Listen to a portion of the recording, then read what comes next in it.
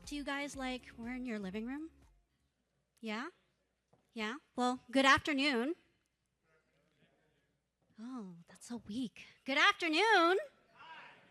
I know you guys are hungry. I'm getting hungry too. So I didn't know that we were going to do a salsa lesson right now. Were you guys ready for that? I'm just kidding. Just kidding. Well, I know the topic is how to stop hidden profit leaks from your silent partners. Did you guys even know you have a silent partner when you signed up to having your own business? I want you to close your eyes for a second. Close your eyes. Close your eyes. And I want you guys to imagine you have built such an amazing business from the ground up. You put in your blood, you put in your sweat, you put in your tears. You even sacrifice some of your own money, your time, sometimes even your health. But we have built a business and now you are ready to exit. You found a buyer. You're ready to let go. And you want to sell it for $5 million. And the moment that you sign the deal, you're waiting for $5 million to come into your bank account. And now everyone open your eyes. How does that feel? Pretty effing amazing, right? But reality hits in, and then it's not $5 million that comes into your bank account by the end of the year. It's $2 million. What happened to the rest of it? Our silent partner took it. Who is that? The IRS. My goodness. I have probably stolen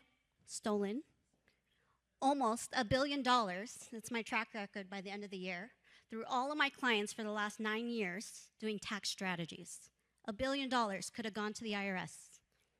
I'm at my track record right now is $863 million, and we are set to be taking away $1 billion from the IRS.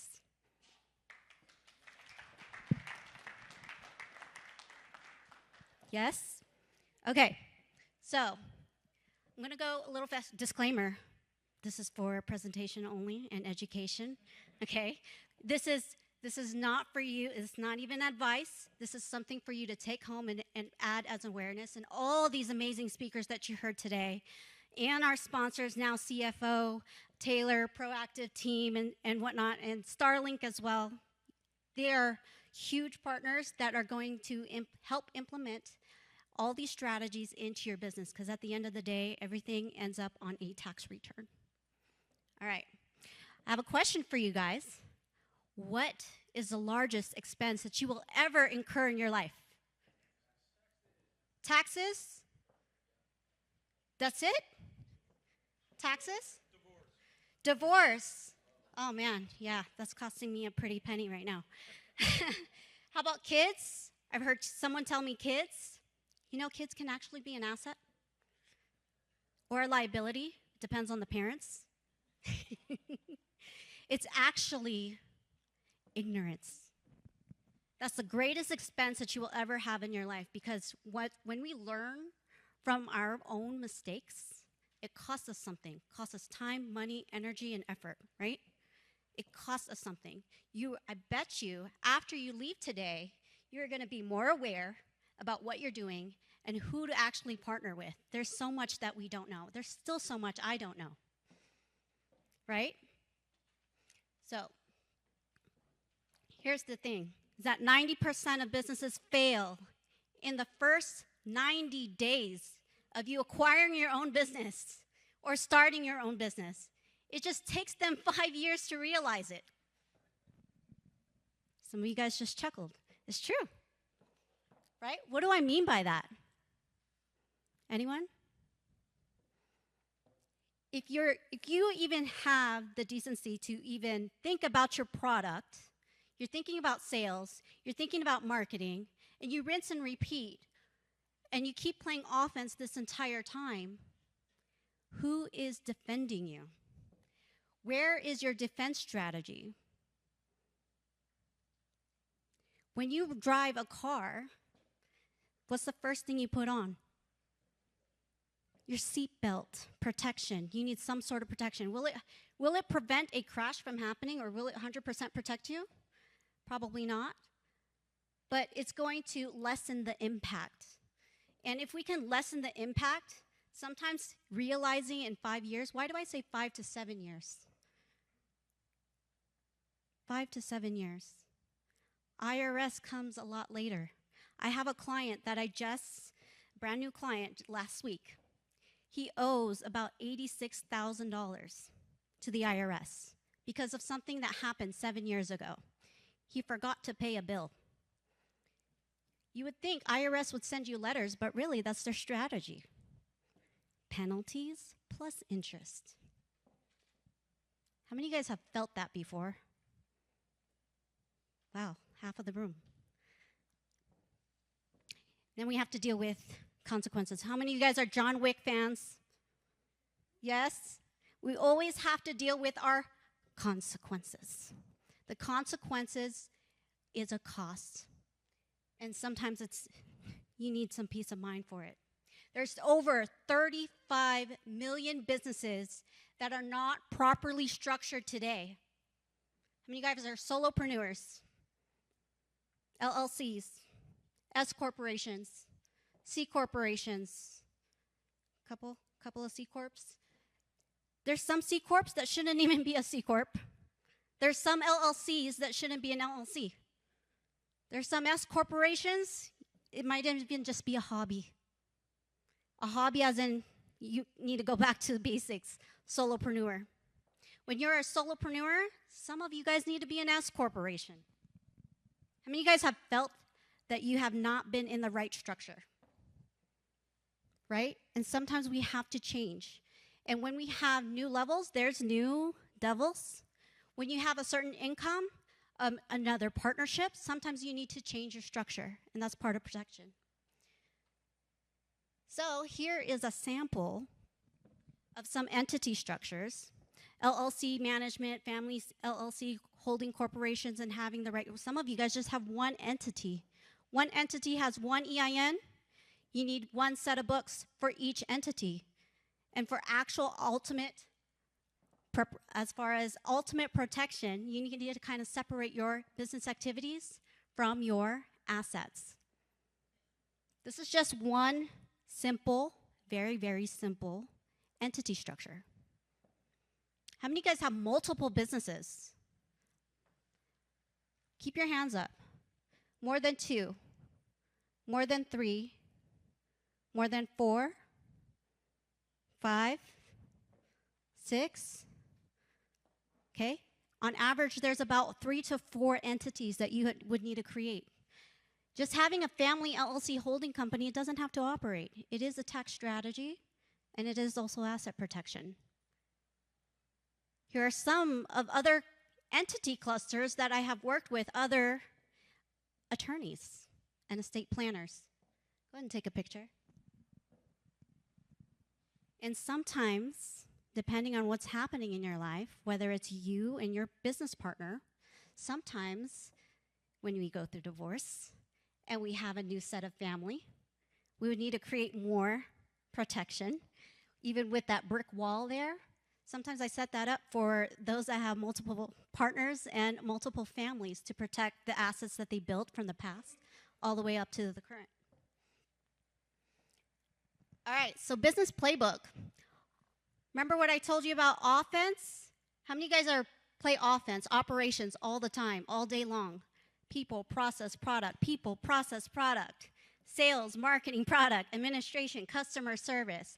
That's more of a, hey, look at me, I'm beautiful. This is why you should do business with me, right? So when you're constantly doing this, who is defending you at the same time? Who really has your back?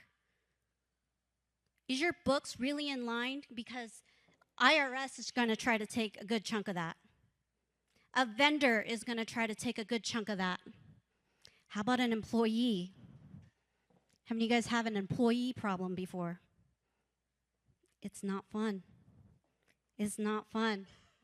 And sometimes it's one of the greatest costs associated with it. How am I doing on time? I know we're trying to get out at 12:45. Okay. So defense, offense, and defense, you're constantly having to play. So when I say 90% of businesses go out of business in the first 90 days, 90% of the time, all the operators are focused on operations. And then there's no other defense team to even help and implement who is someone that's going to be there actively, should be their CFO, Chief Financial Officer. They are in charge of protecting those assets. We saw that lineup today, just right before I spoke. They talked about a CFO. They see things that the operators don't. And this is where it's serious. Sometimes I even had to fire the CEO's wife because she was the designated CFO. She had the credit card, and she started commingling for the last 12 years. And they were trying to sell the business, and they couldn't because they were seeing all these weird transactions, because during due diligence, they want to see the prior books because they're going to take that over. What does the actual figures really look like? Is the value of the company really this much, or could it be a little bit more, minus all the jewelry and the vacations and the AT&T bill where you add everybody on the plan just to have a nice write-off? It happens. All right. The real cost of being unstructured, where 83% of founders actually overpay in taxes. Would you believe that is true? Yes, 83% of founders overpay in taxes. Over 6 to 9 figures are left behind during exits. Would you believe that is true? I'm using Jamie's words, believe. Do you believe? Do you believe that is true? Yes. Well, here's more pain points. The main ones is the tax waste that I've been talking about. Poor books. How many of you guys see this is the number one problem? Who actually talks to your bookkeeper? No one's raising. Only 1 or 2, 3, 4, maybe? And are we actually giving them the right information, how to really categorize every transaction? There's times a bookkeeper has miscalculated or miscategorized a transaction, and it cost the deal probably over about $16,000 over when it didn't have to. They will miscategorize items where I've seen it cost them to pay IRS about $36,000. All because it started with the books. If your books are wrong, your financial statements will be wrong. Yes? You can nod. It's okay. If your financial statement's wrong, guess what else is wrong? Your tax return. Your tax return's wrong, and when you go out for a loan, then you might get probably misqualified or disqualified for a loan or even credit. So the books is the number one. It's the foundation. And if there's no seriousness in actually talking to your bookkeeper and actually having a real relationship with now CFO, you need to have a conversation with them almost every single month at the least. So they know how to, and really knowing your numbers is truly, truly important. You can save a lot of taxes just off of that alone. I want to say a good 40% in taxes just by categorizing it properly. Next is the bad entity setup. Remember I said LLCs, you should be an S corporation. And there's some LLCs that shouldn't be LLCs because they are married. There's some states, community property states, it's not a LLC. An LLC should be a true partnership. When I say true partnership, you're already married, so it really counts as one entity because it stays on the same tax return. So it counts as a single member if you're married. That's another common mistake that I see often. Next one is unclear cash flow. Again, when your profit and loss is wrong, everything else is wrong. Okay, so tax planning, legal entity structure, asset protection is items that we go through. We work with a lot similar to Taylor's proactive team. I also go over the real estate specific strategies. Real estate specific strategies, I got into that space only because when I worked for the IRS, I was auditing real estate investors. And I saw the same problems over and over and over. I said, why are people getting into the real estate investing space and they don't know the consequences of them? And 90% of my cases had the same problems. And they are all these basic things that I'm telling you right now. Very basic. It's like when we get our driver's license and we know how to drive. We know that the rules are the same. Everyone should be driving 65 miles per hour. But do we go over? Do we not follow the rules sometimes? Do you really do a complete stop and do your 3 seconds? We take risks. We kind of bend the rules, right? Number 3 is legislative radar and sunset planning. I'm talking about OBBBA. One big, beautiful bill act. How many of you guys are excited about that? Right? Next is deductions and compliance, advanced tax strategies, retirement, code-based elections and incentives, and insurance. Insurance is a tax strategy. There's a lot of CPAs that don't work with insurance. I have no idea why. Maybe they were scammed by another insurance. Could be those MLMs.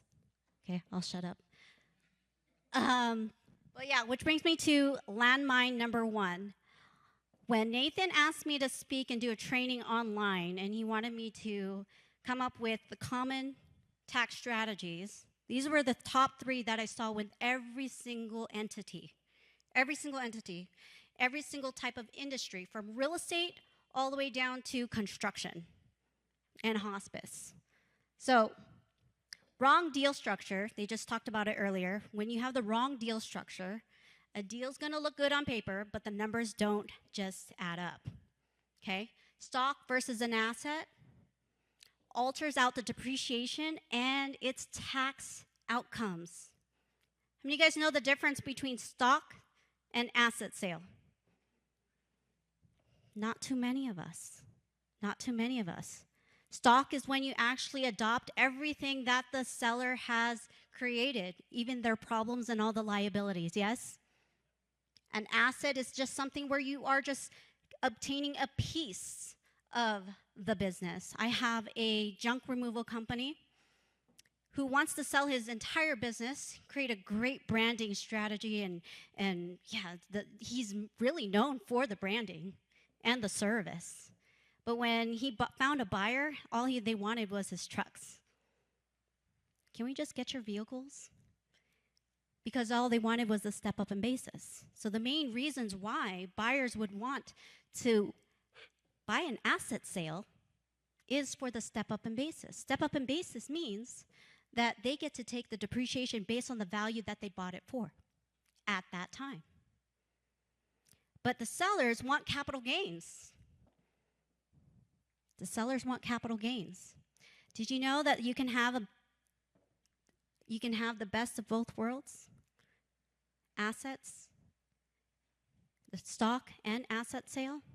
It's called the IRS code of subsection 338H10. Write that down.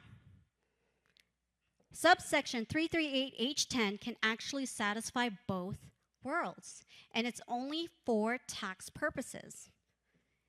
And a lot of new buyers that acquired a business wants to implement this after the fact. I said, you can't do with it after the fact. You have to agree with the seller.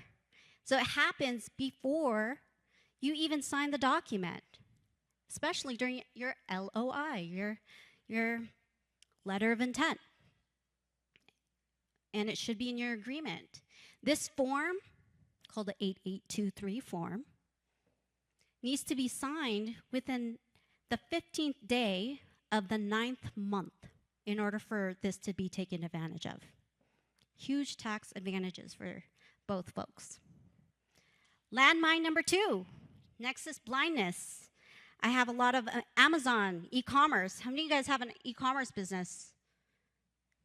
Yes? So we have to deal with sales tax, multi-state tax. Yeah, it's not fun. Lots of numbers. Lots of state regulations, and they also change. Sometimes quarterly, to every year. Every state sets its own trigger. How many of you guys have a business in one state and have hired in another state? Payroll taxes per state. There's so many people that have hired in their state and still try to make a payroll check to an employee in another state because they just did not know. And guess what? It cost them like 3 times more than what they would have originally paid. Next one is missing it or pay double later. Oh man, uncollected sales tax, payroll tax. This is what I'm talking about. Doesn't that sound fun? No, it's not. It's a big headache. All right, tax line number 3, the ghost of payroll past. This one I see very often. When I had a client that bought a company, it's a hospice company, by the way. There was about 90 staff members. Some of them were vendors. Some of them were employees, W-2 employees. The misclassification of workers, my goodness, they ended up cleaning house, and some of those angry vendors that have been there for the years went to EDD. Yeah, I know. They went to EDD, and they tried to get unemployment, and they didn't know. So that cost the company back taxes, payroll taxes, penalties, and interests. And guess who won? The employee, the vendors that were supposed to be treated as employees. So misclassification of workers, when they're acquiring the business, the buyer just bought the business. They didn't see this until the 2nd or 3rd year after they purchased the company. So sad. They pulled out of their retirement and they're doing whatever it took to save the business. When I say blood, sweat, and tears, this is blood, sweat, and tears. It also almost cost them their marriage. And it happens. And their health. Next one is deferred payroll taxes from COVID. How many of you guys have used this strategy before to defer your payroll taxes during COVID time? Nobody. Well, there are some existing companies that have deferred their payroll taxes and have not paid a dime because they've gone out of business. Even if you've gone out of business, they still have to pay it. Oops. And then next is the unreported business distributions, red flags, and audits. How many of you guys do an audit in your company every single month? You should be doing audits in your company every single month internally. And then every quarter, there should be professionals that should be doing an internal audit. So all this here is about being proactive. How many of you guys are proactive with your business? Few hands, few hands.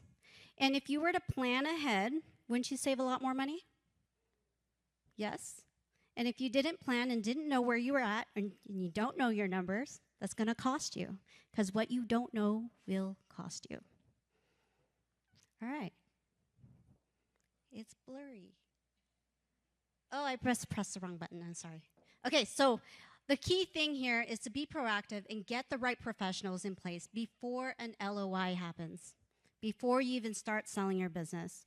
And it really starts when you even have if you have a business right now, you need to do an audit with every single professional that's out there, from attorney, accountant, and if you don't have the right bookkeeper, get 2 or 3 just to take a second look. It's okay to get a second look. That's going to save you a ton of money when you get 2 bookkeepers, because they might see things from one angle versus another. Same thing with CFOs. There's so many CFOs, fractional CFOs. They're so underrated right now because fractional CFOs, you saw that list on the left-hand side. There's a lot of things to cover, okay? So subsection 338H10, asset and stock pros and cons, deal modeling, actually getting that ready.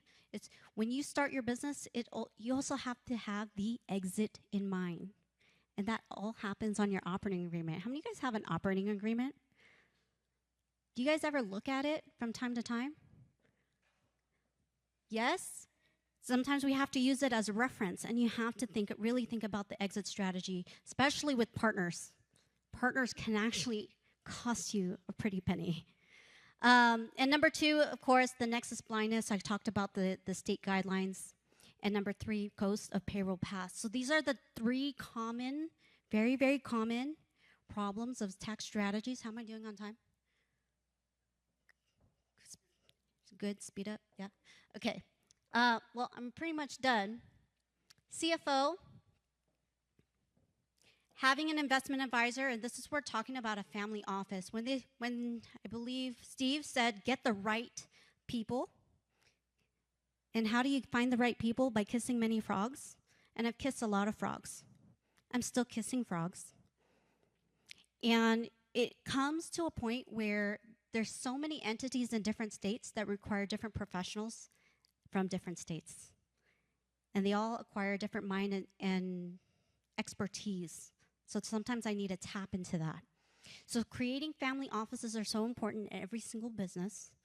And you need to even create your own or have your CFO create this financial team. Because when you have, and you're talking to your bookkeeper or your financial advisor, who's giving that information? You are.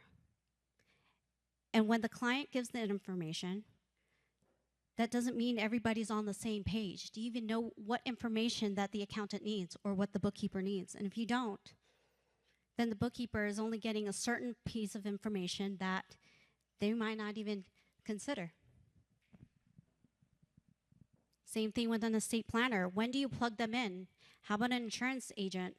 What products and services that you need? Oh man, insurance.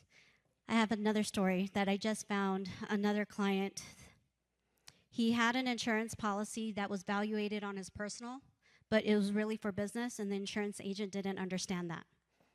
So they valuated it based on personal, and then the owner thought it was just a business expense. He cannot do that. So depending if it's business or personal, and asking and actually communicating with these professionals is super, super important. And if you don't know how to give that information, sometimes these professionals might not even ask you the right questions. Have you ever been in that situation where a professional hasn't asked you the right questions? And then later to find out it was a different deal? The outcome didn't come the way you wanted it to? So this is why it's important to build your family office. This is basically what I do. I come into a company, I act as their CFO, even if it's temporary, and I clean house. Sometimes I have to fire their wife, the CFO. But it's so necessary if you want to save the business. Hard truth. The CEO couldn't do it. All right, well, that's pretty much it, all I have for now. This is how to stay connected, and because we're such a family and such a small group, I'm offering a 30-minute meet and greet. If you guys want to discuss your current company or your acquired company, then feel free to meet with me. And then last but not least, there's also a free ebook, 7 quarterly tax strategies that you need to implement every single quarter. Every single quarter. Okay? Thank you all.